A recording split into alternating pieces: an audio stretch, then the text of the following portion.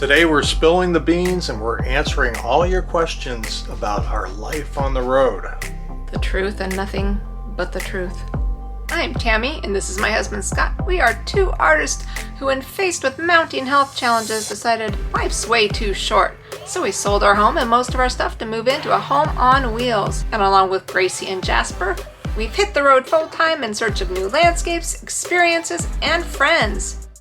We'd love to have you join us as we navigate our way through this RV lifestyle. And until further notice, our mission is explore, create, and inspire.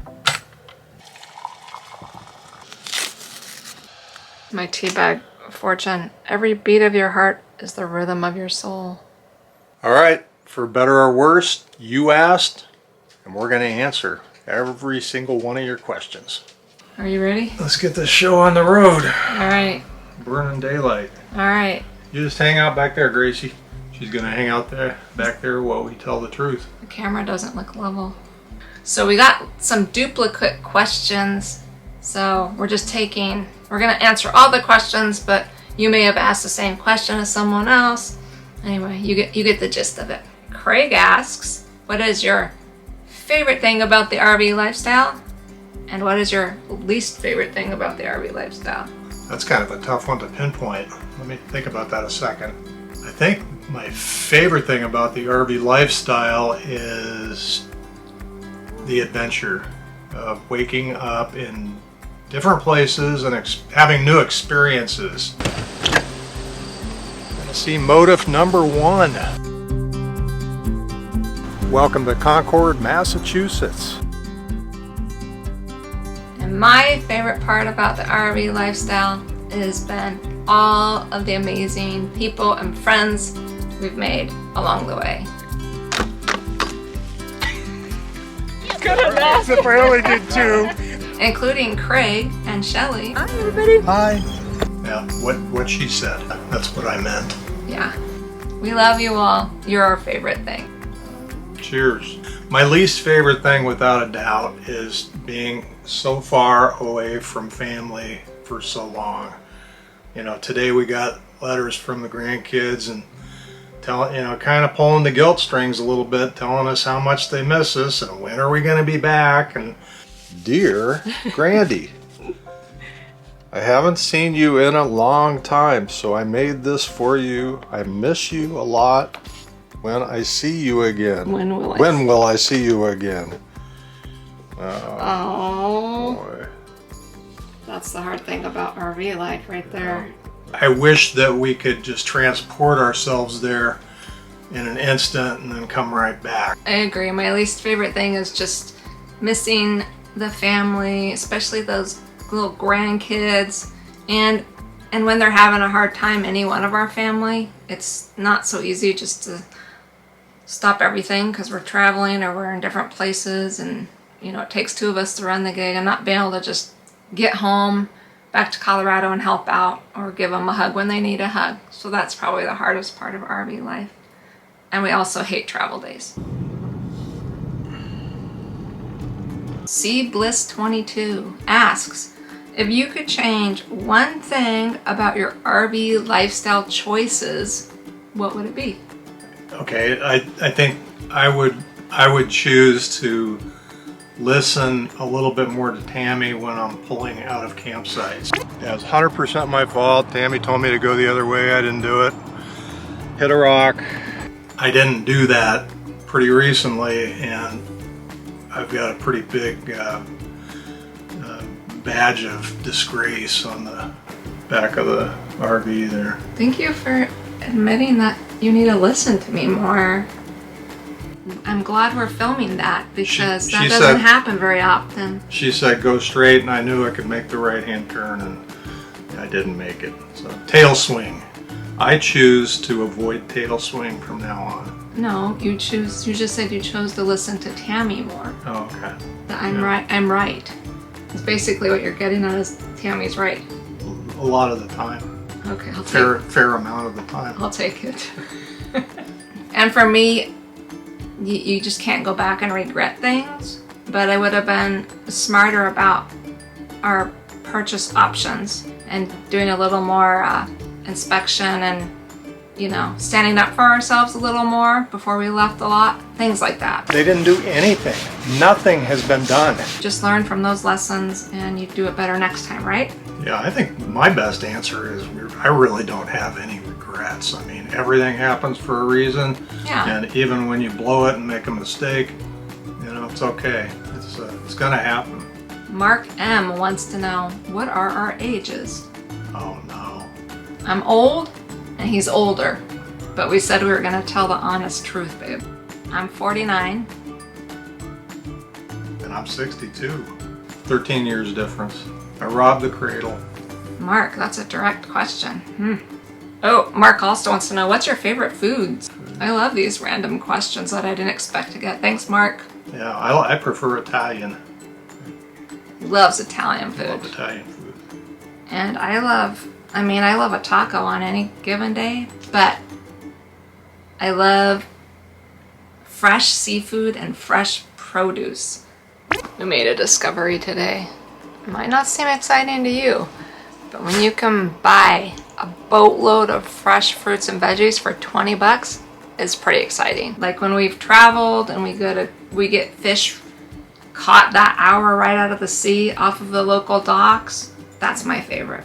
And then going to the farmer's market and getting the local goods. Jill wanted to know, is our family supportive of our decision to do the RV lifestyle? Yeah, that was something that we were really worried about. Probably we'd been making plans to cut free from the sticks and bricks and do this for quite a few months prior to telling anybody in the family about it, and we were really worried about it. Yeah. But you know, everybody, you know, there's times when I think they wish that you were there. There's probably a lot of times when they're glad that you're not there. Yeah. I would bet. And vice versa. But overall, they've been very supportive. amazingly supportive. We've been really blessed. All the kids and all the grandkids have now come and visited us where we're at. And so that's been amazing and fun, and that's kind of what I had envisioned when we set out on this adventure to begin with. Was it wasn't just about us, it was about being in cool places and then our family being able to come and experience some adventures with us and share some moments and make some memories. So that's all been happening, and that really helps the situation out a lot too. Yeah, that's the validation that we hoped for when we started, was having them come and share in our experiences. Absolutely. So Jan asked, do you miss having a bigger rig? No. If you're new to our channel or you haven't been following us very long, you might not know that before we had this fifth wheel, we had a much bigger fifth wheel, a 390K RK Solitude Grand Design fifth wheel. It was like 44 feet long. Yeah, RK stood for rear kitchen. It was pretty amazing. Biggest kitchen we've ever had, including in our last house. 5-bedroom house. So that was nice. And so that's what she's referring to. My answer is sometimes I miss having a bigger rig when we're sitting still, and when we're traveling down the interstate at 65 miles an hour and we hit bumps, or when we're making right-hand turns in cities, I don't miss it at all. I much prefer the shorter rig. Even though we've caused more damage on the shorter rig than we ever did in the big rig towing it. For the most part, we don't think we're missing anything having a smaller rig. And it's still a pretty good size fifth wheel. So if we were to be parked somewhere for a really long term and it was just a home base, we'd probably get a bigger rig. But for what we're doing right now, this is perfect. Second part of Jan's question, is there anything you wish you had in the Vilano that you had in the Solitude? Yes. But then you'd need a bigger rig. So I wish, the only things I miss Solitude is the bigger bathroom. We had a double vanity, we had lots of room in there, a bigger shower. And I also wish that I could get out of bed on the side of the bed without doing the boot scooch boogie. Yeah, she graciously gave me the side where you can put your feet down on the floor. Her side you can't. No. So I have to do she's like an inchworm getting out of bed. Yeah, it's like the bridge, inchworm, bridge, inchworm, bridge, inchworm. But it's good for the core. Yeah, but my hips don't like it. So that's really the only things I miss about the bigger rig. Of course, we had tons of storage, but we have so much storage in this, we haven't ever thought where are we gonna put anything. The Solitude did have a spot in one of the slide outs where I could set an easel up and it was out of the way and I could leave it up, and I even had my own little custom light fixtures. You might want to check out that video. And but that's it. That's all. Yeah, so we're overall pretty happy. This question comes from Jill. She asks, now that you've fixed your RV, are you happy with it? And also, if you haven't seen a lot of our videos, we had a whole heck of a lot of problems with this fifth wheel when we bought it, and we bought it new. You know, we've been through a lot with this rig. The electric wires for this thing are fried. I was up at 2:30 in the morning because I heard the sounds of drip, drip, drip. I'm showing you the mess behind me. That's our bedroom slide. Yeah, we can't get it out.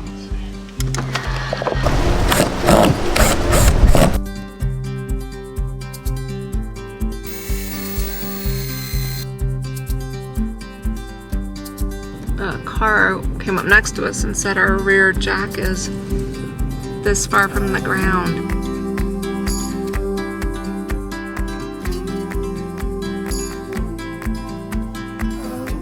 And I know we're not alone, and a lot of people have had a lot of problems, but the answer is... Yeah, the answer is definitely yes. Yes, we're very happy with this, and so far, knock on wood, it's working really good. And we're really happy that Vanleigh is the manufacturer, because they've been great at customer support and getting us parts anywhere in the country when we needed them. And as a matter of fact, we showed up right at the factory when we were really frustrated, unannounced, and they replaced all of our hydraulic system for us. Yeah. So, I mean, in the parking lot. In the parking lot. You can't ask for more than that. So yeah, we're happy with it. And Sandra wants to know, why aren't you comedians? I don't know whether to take that as a compliment or a little bit of a jab. I don't know. No, Sandra loves us. We're not really that funny in real life. I mean, we have our moments. It's all in the editing. You know, honestly. You put a little fun music behind it Yeah. in the editing and cut it up a certain way, and it probably makes us seem funnier than we really are. We're actually pretty boring. Yeah, without the music, it's just like dry toast. It's just like right now. Yeah. I mean, is this entertaining to you? I don't know. Thank you, Sandra, for thinking we're funny. That makes our day. We love it when we get comments that people think we're funny.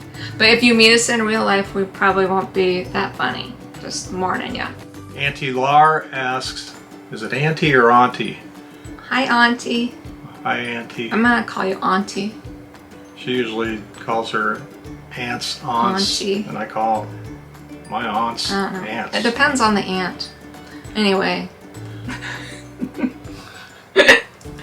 Anyway, Auntie Lar wants to know what RV memberships we have and have we used them. Yeah, we had it all. We were trying to cover all the bases just because we didn't know. And I imagine that's why you're asking. So with the style of travel we've been doing, honestly, the only thing we've used consistently is our KOA. Because as we're traveling, it's just they're usually really quick, easy stops off the interstate for an overnight stay. And they have a great website. It's very easy. Very easy to use while you're moving. Tom wants to know, how do we get our mail when we're always moving and always on the road? Yeah, her mom is our mail processing service. And so the mail comes in and she divides out the junk mail and the bills and takes pictures of anything that might be important to us and sends it.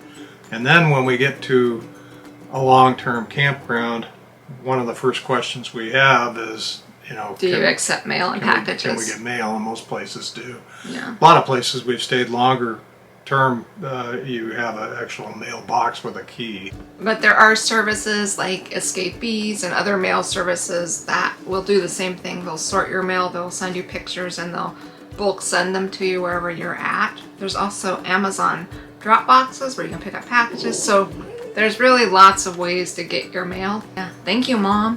So we were really pleasantly surprised that so many people wanted to know about health issues in RVing. When we started this, we kind of thought like we're the only ones crazy enough to have all these health issues and go out RVing. It turns out that almost everyone we've met has health issues and they're out RVing. So we'll try to sum up all of these questions. Hannah, who also has several chronic illnesses, says she's curious how we've found RVing with chronic illnesses, the pros and cons, and that she can see some of the benefits, like having your own bed and be able to see the world. And yes, that's absolutely one of the reasons we did it, was because we'd have the comfort of our home with us. Slept like a log. And yet we'd still get to have a little adventure in our life and see new places. The truth is one of the biggest catalysts that influenced us to live the RV life was the chronic illnesses. We went through a period of time where this would not have been possible. And when the window of opportunity opened up, we jumped through it and we took it. And it keeps us moving. We get out and we go bike riding a lot. We're out kayaking in an inflatable kayak with alligators, and having all kinds of adventures. So today's a big day. Pushing our limits, broadening our horizons, and we're going kayaking in the dark waters of the St. Johns River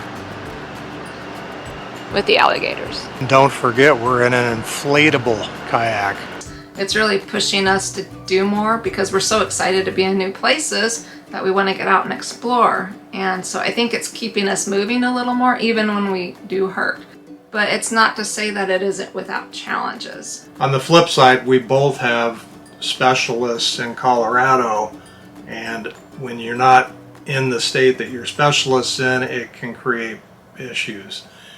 So we try and line everything up, and coordinate it with our trips home to Colorado, but there's a lot of times when we're not home that we really need the advice or the direction of those health professionals. Yeah, it complicates things a little more, that's for sure. We don't have much problem getting our meds. We use CVS pharmacies, and those are pretty much everywhere. And Jill wanted to know, was it scary to think about getting into the RV life with these health issues? And for sure it was scary. And it still is a little bit scary because we're still dealing with them, and we feel a little more vulnerable away from our doctors. It's all good for now. Until further notice, we're just gonna do the best we can with the bodies that we have and keep doing what we can to get out and explore. If you think about it, full-time life, living in an RV kind of makes sense, because an RV is a depreciating asset, and our bodies are too. Well, time to eat dinner, and I know we're probably already boring you guys, so stay tuned for part 2 of all of your questions next week. When we answer questions like, how do you live with your spouse 24/7 in an RV? And when is Tammy gonna tow the rig? And what are our favorite places we've ever been, and the places we'll not go back to. And then there's, what did we do for a living before we started full-time RVing? And where would we settle down if we stopped full-time RVing? And what kind of art do we make? And did we blow our yearly budget? And where were the friendliest people? And a bunch more, so stay tuned. I promise to do my duty to God and my country. And I forgot the rest. To tell the truth and nothing but the truth. And that's the left-hand side.